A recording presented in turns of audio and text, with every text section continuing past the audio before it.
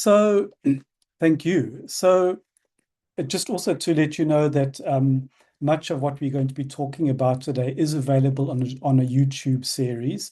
And as you'll be able to access most of these slides, you'll be able to access that YouTube video at your own time and convenience.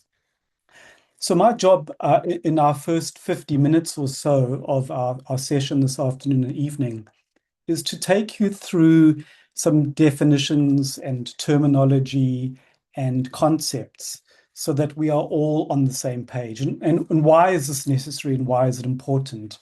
I think, firstly, the most important point is that LGBTQIA plus communities and groups are constantly evolving globally in terms of language and identity and understanding of sexualities and gender. And so it's really important that we find some common ground, understanding that sometimes the terminology is evolving, but there is find sufficient common ground so that we're on the same page in terms of how we think about sexualities and genders, but also how we might work with our clients in an inclusive way. It's also important to note that there is a reclaiming or a reimagining of indigenous terms and histories. In other words, as we're coming to think about pre-colonial understandings and practices of sexuality and gender, we know that there were expressions and practices and identities which perhaps are beyond our current language. And much of this is being reclaimed as we are rethinking and re-understanding and re-examining pre-colonial times. And so, in a sense, the terminology of LGBTQIA+, which is largely a more Western language, is finding a relationship with indigenous languages and vernaculars, and we are navigating the way forward through finding that common ground. Okay. So the WPATH, which is the World Professional Association of Transgender Health, has a guidance document on healthcare for trans and gender diverse people called the Standards of Care. And in this standard, they talk about language as not necessarily being able to ever be completely comprehensive of or inclusive of every culture and every possible geography or region in the world. And it says that differences and debates over terms and terminologies are common and not necessarily problematic. And no single term can be used without controversy in some context. But our overall goal is to be as inclusive as possible. And so what we're trying to do this afternoon in our first session is to try and develop some kind of shared vocabulary so that we can offer a respectful and reflective experience with our clients, so that that kind of healthcare is accessible to them, and that we as practitioners and providers find ways to meet our clients where they are. So some of the core building blocks of the language is the terminologies you see on the screen at the moment. In the top left, we have LGBTQIA+, which would stand for lesbian, gay, bisexual, trans or transgender, queer, intersex. The A could stand for asexual or ally. And the plus, as you'll come to hear, leaves space for emerging language and terminology. And then on the top right, we'll come to talk about the term sex and how it gets assigned at birth. At the bottom right, the word gender, which refers more to the social aspects of the bodies that we're born into. And then at the bottom left of the screen, the term sexuality, which incorporates everything about human sexual identity and expression, including the terms sexual orientation and sexual intimacy. So going to LGBTQIA++, as I said, the acronym stands for lesbian, gay, bisexual, trans or transgender, Q for queer, I for intersex, and A for asexual ally. And sometimes this can be confusing and alienating for people outside of this community, or more properly, these communities of sexuality and gender. and we may feel that we don't understand the specific meanings or definitions of each letter, and feel perhaps excluded from that inside group. Perhaps it would be worth saying that even within the LGBTQIA plus space, there's a lot of divergence and difference in terms of how people understand and think about those terminologies, and even whether we can think of them as a unitary community. We also know that sometimes new letters are being added, hence the plus plus. This is not meant to complexify the terrain unreasonably, but to allow for self-definitions and new terminologies to arise. And as I noted earlier, in some contexts, there are new or more indigenous words and identities which are being brought into the alphabet of identities. And that's okay. We also need to note that not everybody feels comfortable using those letters, and they may arrive at a determination which is for themselves only. And again, our path as a practitioner is to find that person's self-definition as our starting point. So it's an umbrella term, really, which bringing together a number of distinct identities and categories, but it also represents a historical struggle, in the sense that these terms and these identities have emerged over time. And it would be fair to say that even within the LGBTQIA plus space, there have been historical tensions. For example, a lot of the early work around queer liberation, if you like, was led by gay men. And so in a sense, it was male dominated. And then slowly, lesbian identities and lesbian politics pushed into that space.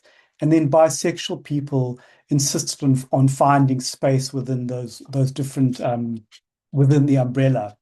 And then more as time evolved, trans and queer people, intersex people said, well, we too are part of the marginalized and excluded, so we wish to be seen as part of that same umbrella. And so what we see over time is a kind of expansiveness and an inclusion as the umbrella term has grown. Why do words matter? Because they matter to our clients and our patients. For many people, it feels that you've been accorded respect, that you're recognized in terms of your identity, your practices, and it's dignifying to be accorded the names and titles that are comfortable and appropriate and important to you. I'd like to acknowledge that not everybody in this room is on the same page. For some of you, some of this may be new. For others of you, this may be part already of your daily life and your daily practice, your bread and butter. So acknowledge that we may not all be in the same space, and so we need to accord each other grace, and try to find each other in this conversation.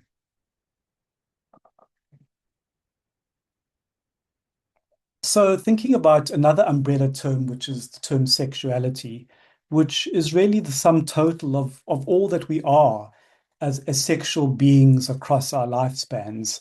I think it's important to think of sexuality as not just something that adults do necessarily, or young adults, or young, virile, healthy, high libido adults, but that it is really an all-encompassing term that can include childhood manifestations or early ideas around childhood sexuality, or even older people who, as they enter into the later part of their lives, still have asexuality or sometimes a desire to express themselves in sexual ways.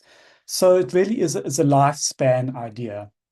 And we need within this umbrella term to distinguish between sex, which is the physical self that one is born into and assigned at birth.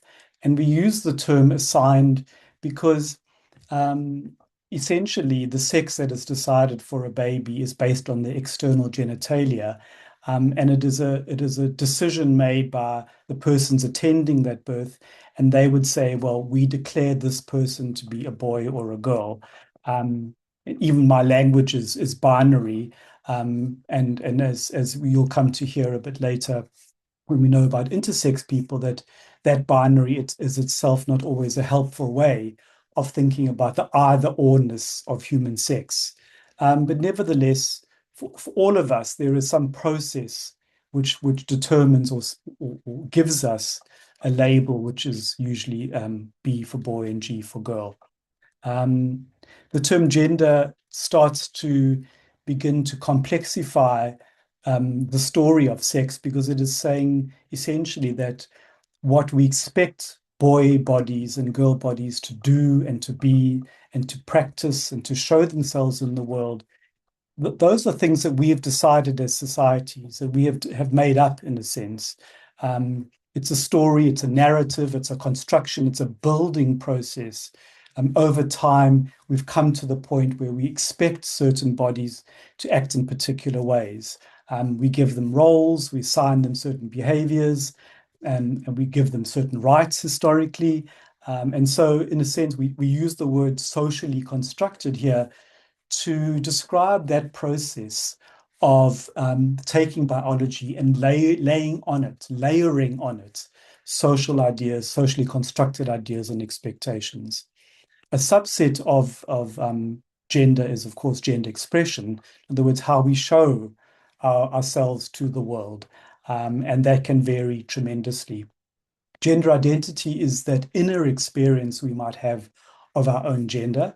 And that is essentially a very important term in thinking about trans and gender diverse people, because they would have a gender identity which is different from the sex that is assigned at birth. Sexual orientation, again, part of the umbrella of the broadness of human sexuality, would describe who we are attracted to. So to who we are orientated to, who we may desire in a sexual or a romantic way. And then intimacy is a term that we're adding to this understanding to think about how we like to be intimate with other people, because that is also itself quite varied on a spectrum. So this last statement is simple but complex at the same time, saying that these dimensions live in complex relationship to each other. I think that is in some ways self-evident, but I don't feel we should be deterred by this complexity. Personally, I find it interesting and intriguing and exciting to think about the multiple ways that we can be as human beings in our sex and sexuality, in our gender, and no two persons are the same. So part of the journey of being a provider, whether you're a psychologist or a healthcare worker, is to find that uniqueness of your particular client and patient, and to meet them on the journey that they are on in life. Just to give you a sense of a depiction of all of this, this is the sexual orientation and gender identity universe, which starts to think about terms like sex assigned at birth or intimacy or sexual orientation, and other terminologies which are more complex to read on my small screen, give us a sense of a whole universe of words and identities and practices as a series of planets or galaxies. And that's for me a more interesting way to capture some of the complexity of sexuality and gender. Moving now to sexual characteristics. As I mentioned earlier, all of us are assigned a sex at birth, and AMAB would stand for assigned male at birth, or AFAB would be assigned female at birth. For most of us, that is an ordinary and uncomplicated process. Intersex people, also a spectrum in itself, are people who vary in terms of chromosomes, sex hormones, genitals, testes, ovaries, etc. And what we know about intersex people is that for some, it is very evident when they're born. For other people, their intersex characteristics may only be discovered later on, for example, during puberty.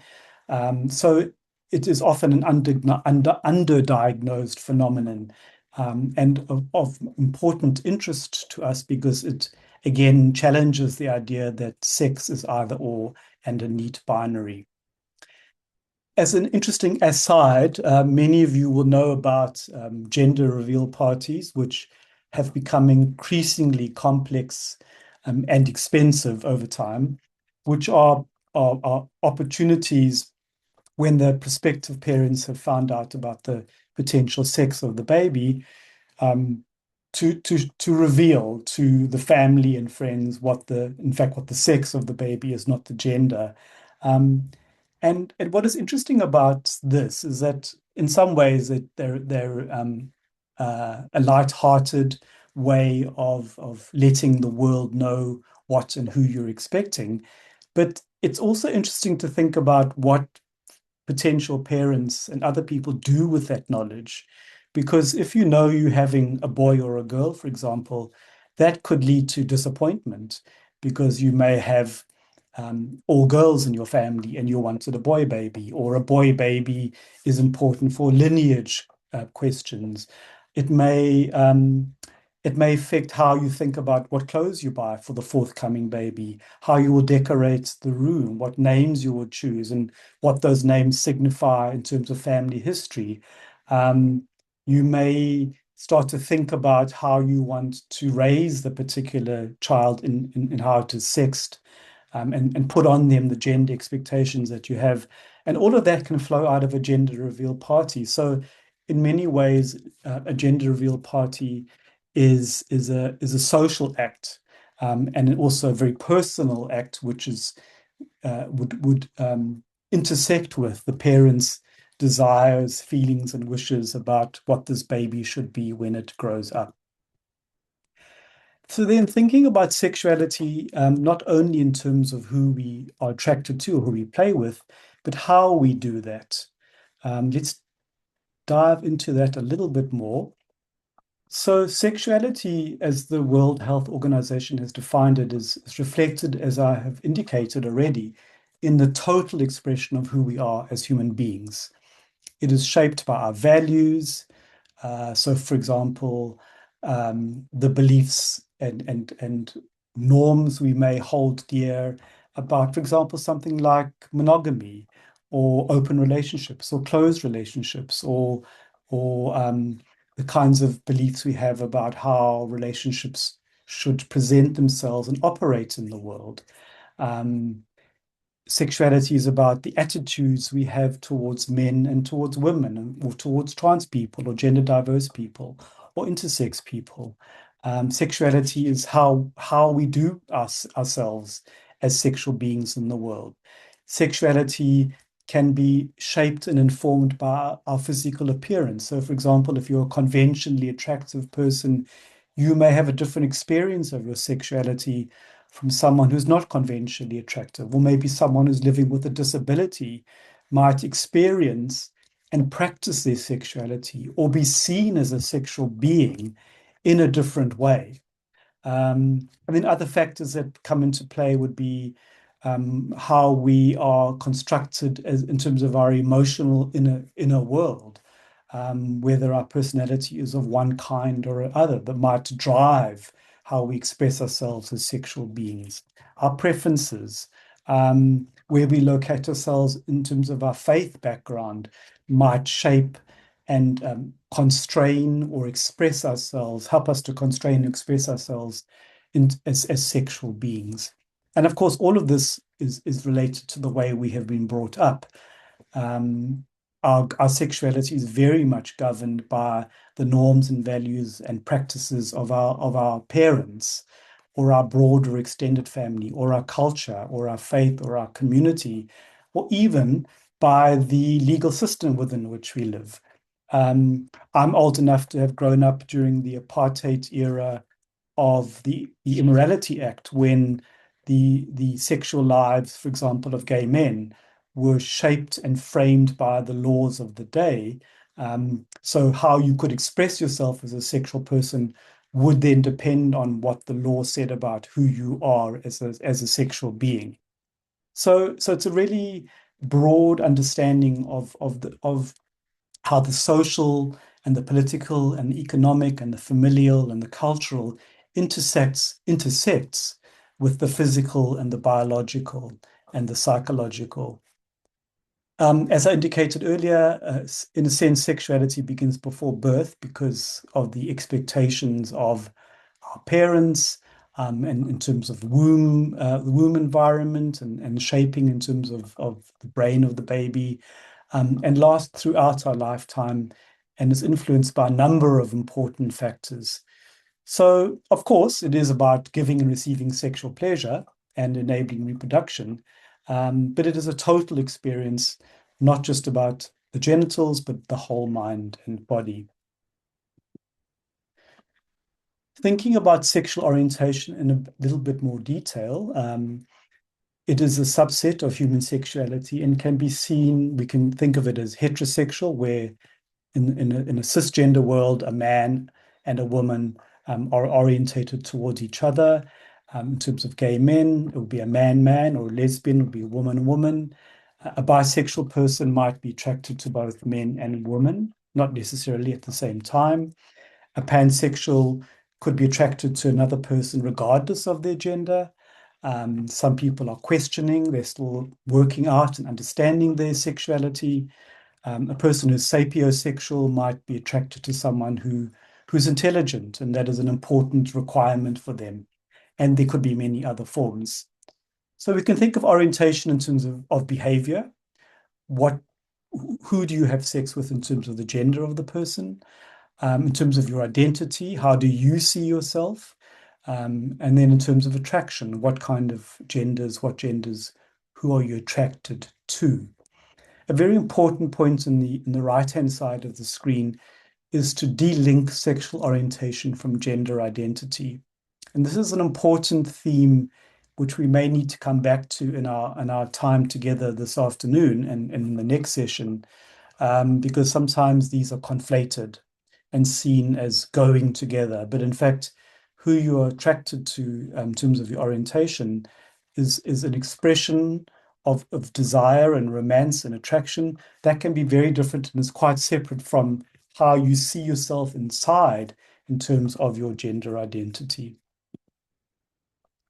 Then thinking about sexual orientation through the language of intimacy, we can think about it as divided into forms of sexual desire and forms of romantic attraction. So sexual desire, in a sense, is the kind of libido world. How much desire is there? It could be a sense of urgency, a sort of drive towards expressing oneself in a sexual way.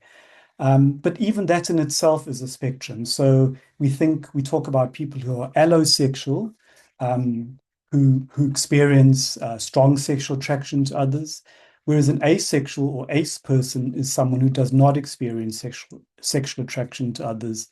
And in between them could be a whole range, a spectrum of sexual desire, from people who are gray sexual, for example, who might have quite a low sexual drive or not particularly want to have sex very much, or someone who's demisexual might only be interested in sex with someone when there is a strong emotional bond with them. And then apart from desire, we have a sense of romance, to what extent we may feel that sort of warm and fuzzy feeling, wanting to be perhaps touchy or cuddly rather than necessarily more genital.